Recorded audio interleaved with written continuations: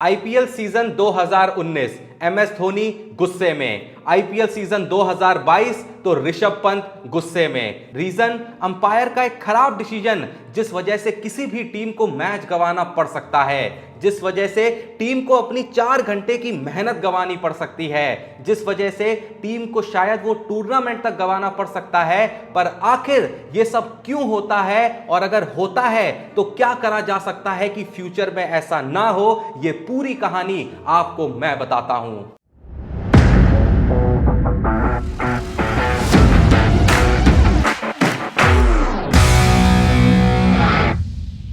बात थी 11 अप्रैल 2019 की। आईपीएल का 25वां मैच। पहले बैटिंग करते हुए राजस्थान ने बनाए 151 रन और चेन्नई को जीतने के लिए चाहिए होते हैं 152 रन।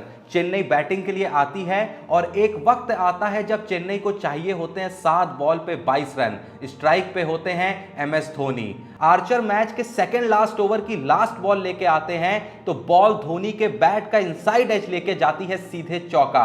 अब जरूरत होती है 6 बॉलों पे 18 रन की। जडेजा अगले ओवर की पहली बॉल खेलते हैं और एक लंबा छक्का जड़ देते हैं। जब 4 बॉलों पे जरूरत होती है 8 रनों की, स्टोक्स बॉल डालते हैं और धोनी बोल्ड। जरूरत 3 बॉल 8 रन। स्ट्राइक पे नए बैट्समैन मिचेल सेंटनर। स्टोक्स एक बीमर डालते हैं जो सेंटनर के बैट से लगती है और बॉलिंग एंड पे खड़े अंपायर उल्लास गांधे उस बॉल को नो बॉल करार दे देते हैं। सेंटनर और जडेजा भी उस बॉल पे डबल लेते हैं। सीएसके को लगता है कि नो बॉल मिली है तो अब मैच आसान हो गया है और अब जरूरत होगी 3 बॉल पे 5 रन की और साथ ही साथ मिलेगी फ्री हिट भी। पर तभी लेग अंपायर ब्रूस ऑक्सनफोर्ड उल्लास गांधे के पास आते हैं और उस नो बॉल के डिसीजन को ओवर रूल कर देते हैं। सीएसके डगआउट में हल्ला मच जाता है कि पहले तो वो नो बॉल थी जो अंपायर द्वारा दी भी गई और फिर देने के बाद डिसीजन पलट भी दिया गया। ये मामला और गर्म होता है जब धोनी गुस्से में पिच पे चले आते हैं और अंपायर की गलती पे उसे सुनाने लगते हैं। पर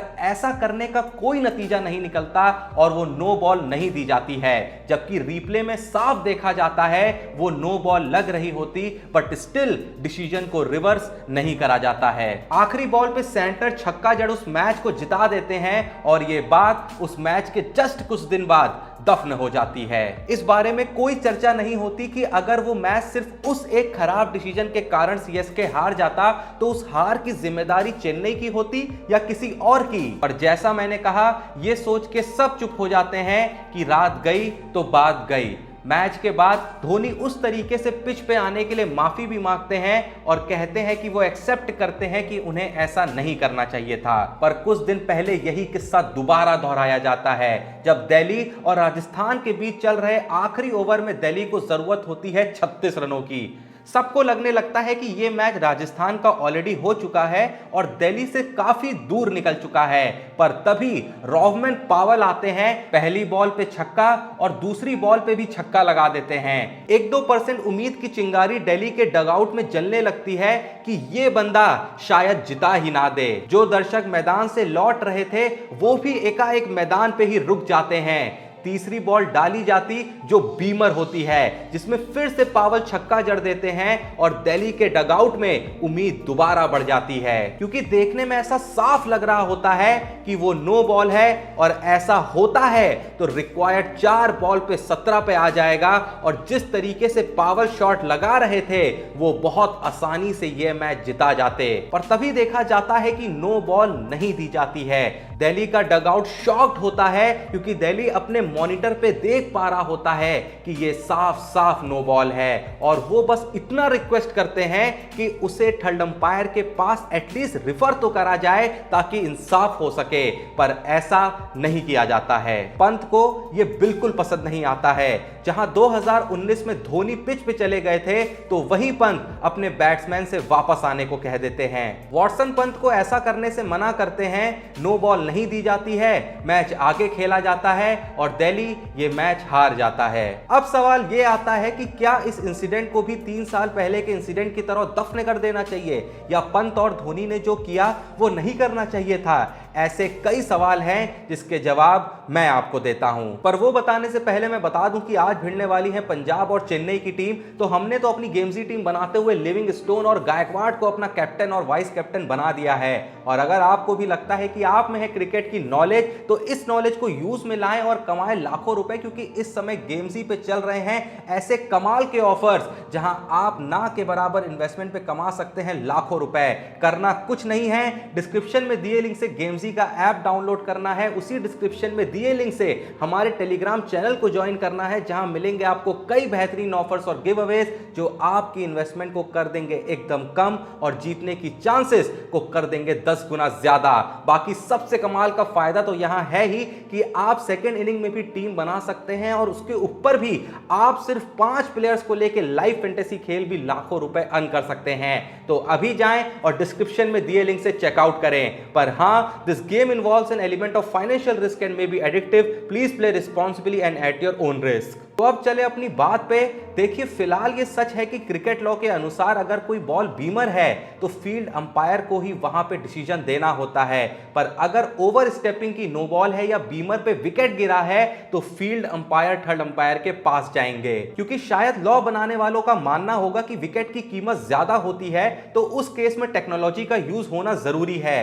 पर हमने पंत वाले मैच में देखा कि कई बार किसी बीमर पे विकेट ना भी गिरे फिर भी उस बॉल की कीमत उस बॉल से भी ज्यादा होती है जिसपे विकेट गिरा था, क्योंकि विकेट गिरने के बाद भी 2 पल के लिए चलो दूसरा बैट्समैन आके शायद कुछ कर दे, पर उस डिसीजन के वजह से जो वो मैच गया ना, वो नहीं आ सकता। दूसरी चीज, ये बात दोनों टीमों के लिए कही जा रही है, वो नो बॉल का कंफ्यूजन थर्ड अंपायर के पास इसलिए भी जाना चाहिए था कि अगर उसी दिन मान लीजिए अंपायर ने नो बॉल दे दी होती और वो नो नहीं होती, तो वही जो उस दिन दिल्ली ने सफर करा वो शायद राजस्थान करती। कुछ लोग इस चीज पे कह सकते हैं कि इस हिसाब से तो फिर फील्ड अंपायर की जरूरत ही क्या है, डीआरएस की भी जरूरत क्या है, हर एलबीडब्ल्यू पे या निक पे भी थर्ड अंपायर ही बताए कि ये आउट है कि नहीं, क्योंकि टेक्नोलॉजी है तो रिस्क लेने का ही क्यों। तो यहां पे समझना जरूरी है कि हाइट के नो बॉल वाले सिनेरियो किसी मैच में एक आध बार आते हैं, बार बार नहीं,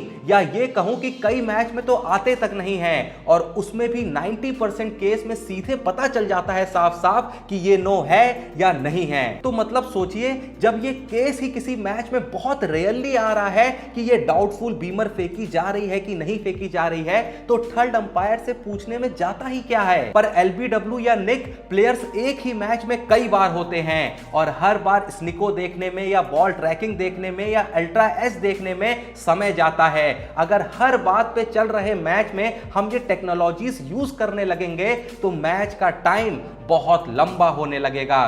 दूसरा ये भी है कि डीआरएस का होना मैच को इंटरेस्टिंग बनाता है, क्रिकेट में एक एलिमेंट को ऐड करता है, और उसके अलावा डीआरएस का आना 99% डिसीजन को भी सही कर ही देता है। बहुत रेयर केस में ऐसा होता है जब टीम अपने डीआरएस खत्म कर चुकी हो और किसी गलत डिसीजन में उनके पास डीआरएस लेके रिवर्स करने का ऑप्शन ना हो, पर इस केस में भी गलती उस टीम की है जिसने गलत जगह पे अपने डीआरएस को यूज करा, एंड इसका ये कंपनसेशन उसे देना पड़ रहा है कि वो जब यूज कर सकते थे तब यूज नहीं कर पाए। अब बात आती है कि जो धोनी और पंत ने करा था वो सही था, गलत था, या कितना सही था या कितना गलत था, तो ये मेरे अपने विचार हैं। मैं जो कह रहा उससे बहुत लोग एग्री या डिसएग्री कर सकते हैं, पर मेरा मानना है कि दोनों ही केस में जो हुआ वो सही नहीं है, क्योंकि अभी 50 मैच में एक बार हुआ तो लग सकता है कि सही करा, मैदान में चले जाना चाहिए या बैट्समैन को वापस बुला लेना चाहिए,